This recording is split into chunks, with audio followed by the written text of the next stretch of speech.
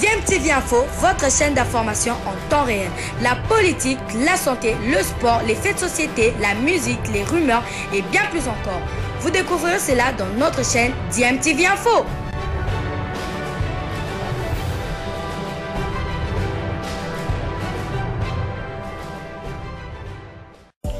Vous êtes sur DMTV, bonjour ou bonsoir, tout dépend de l'heure à laquelle vous nous suivez. Tout plaisir est pour nous de vous retrouver, mais surtout de savoir que vous êtes nombreux en train de suivre votre chaîne YouTube DMTV. DMTV qui vous propose l'actualité, vous propose également des analyses et des réflexions sur des sujets d'actualité, sur des faits sociaux, tout simplement sur des réalités que nous observons ici chez nous en République démocratique du Congo.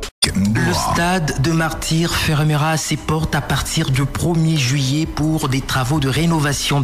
L'annonce a été faite par le ministre des Sports et Loisirs à l'issue d'une visite dans cette enceinte sportive. L'objectif pour Didier Boudimbou est de remplacer la pelouse actuelle par une surface hybride et de mettre l'enceinte aux normes de la Fédération internationale de football association et de la Confédération africaine de football en prévision des matchs internationaux à venir. Il y a des endroits où on doit encore rectifier le tir parce que comme on reçoit un grand match au mois de septembre, on aimerait que tout soit bien en fait, que cette rencontre se passe dans des bonnes conditions. Parce qu'aujourd'hui, si le Congo est qualifié pour la Coupe du Monde, c'est la fierté de tous les Congolais, même ceux qui sont dans les zones occupées. Parce que le football est fédérateur, le football nous rassemble tous. Mais peut-être d'ici 2 semaines, on va fermer le stade pour donner lieu aux travaux qu'il faut, de façon à ce qu'au mois de septembre, on ait un stade digne de ce nom, encore plus beau, encore plus flamboyant, à l'image de notre grand Congo. Voilà, c'était là le ministre des Sports et Loisirs, Maître Didier Boudimbou. Je rappelle qu'en septembre, les Léopards A de la RDC devront accueillir dans ce stade le Sénégal. Ça sera le 8 septembre 2025 dans le cadre des éliminatoires de la Coupe du Monde.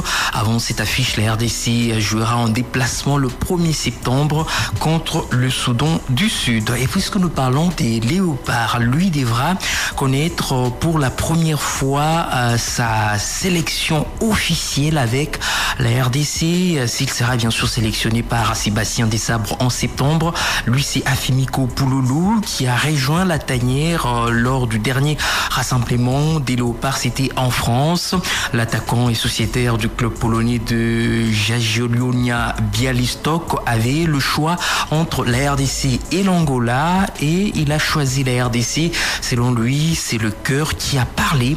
On va revenir sur ses premières impressions après avoir rejoint les Léopards. Une très bonne impression dans le sens où je vois que la cohésion du groupe elle est vraiment très bien, elle était vraiment très présente. Franchement j'ai été très surpris aussi du coach parce que voilà c'était vraiment la première fois où je rencontrais vraiment et puis j'écoutais aussi sa philosophie de jeu et puis comment il est en tant que personne. C'est franchement je suis très surpris et puis en tout cas du bon côté positif bien sûr et voilà malheureusement j'ai pas pu jouer à cause d'un petit gêne, une petite blessure mais comme je dis c'est juste partie remise et j'espère bientôt pouvoir revenir sur le terrain et puis montrer aussi au peuple congolais de quoi je peux apporter. Les ambitions c'est les mêmes comme les autres je pense, c'est déjà comme j'ai dit, essayer de qualifier le peuple pour la Coupe du Monde parce que je pense que ça fait très longtemps qu'ils attendent et je pense que ce serait vraiment quelque chose de magnifique et ensuite voilà pour la CAN ce serait bien sûr personnellement je dirais d'être dans ce groupe là et m'installer et puis voilà à la fin si je dois être en tant que joker, titulaire ou quoi que ce soit, moi, peu importe c'est la patrie qui compte et puis voilà je serai toujours prêt à mouiller le maillot. Voilà c'était là l'international congolais Afimiko Pouloulou. Je rappelle qu'il était d'ailleurs en club sacré meilleur buteur de la Conférence League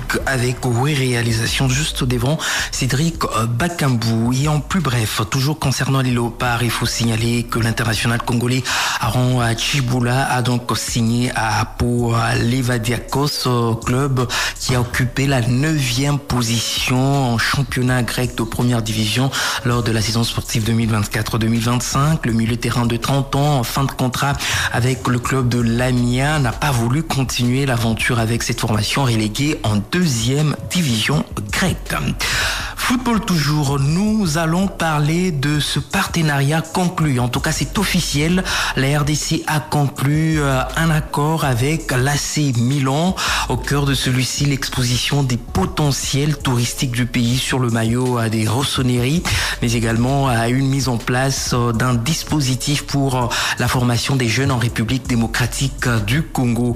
Selon nos confrères de Foot RDC, l'accord prévoit la création de la première académie AC Milan en République République démocratique du Congo via le programme AC Milan International Academy pour offrir aux jeunes talents un encadrement sportif structuré et sécurisé. Et le club, soutenu par sa fondation, entend également participer à la réhabilitation d'infrastructures sportives et à la construction d'une école à Bouma.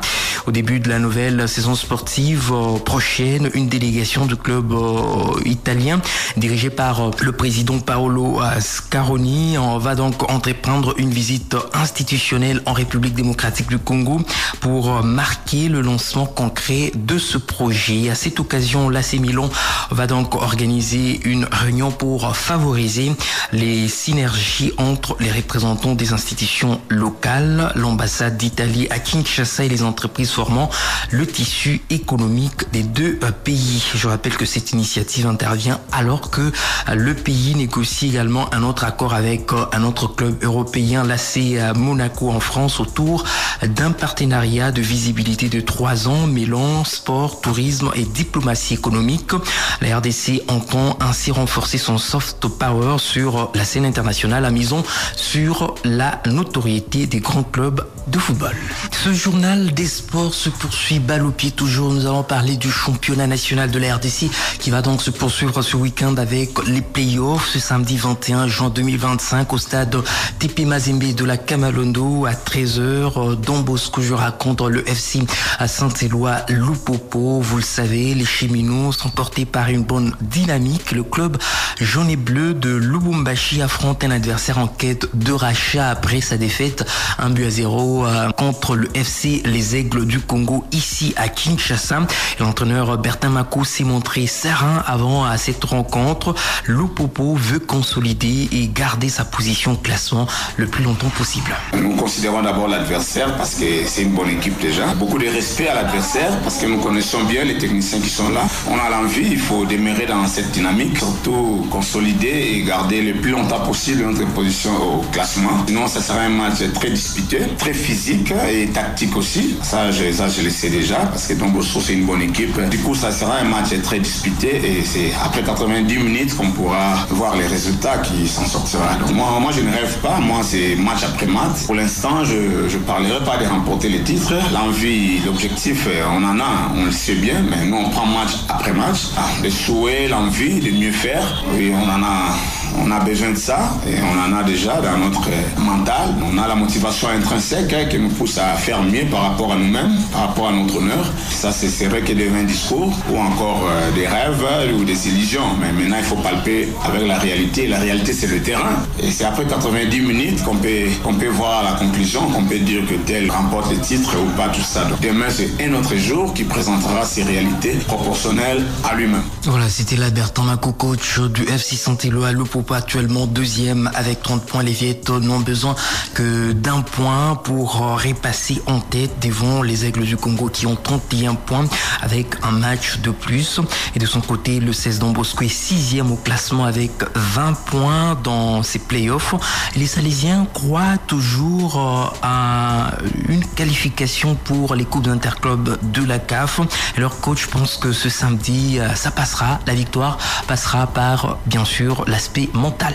Ce match-là, il est important, pas seulement pour nous et pour le Popo aussi. Donc, on compte mettre en place une bonne équipe et faire les résultats. C'est ce qui nous intéresse. C'est vrai par rapport à la course. On est encore là, on y croit encore, à moins que le championnat s'arrête demain. On va jouer, on va essayer d'être bon et de maximiser les efforts. Ce qui va mettre beaucoup plus important, c'est la préparation mentale. Parce que sur le plan athlétique, technico-tactique, ça, on le travaille tout le temps. C'est vrai, il faut répéter, mais on n'a pas eu le temps de faire des répétitions sur ça. Mais on va insister beaucoup plus sur le mental.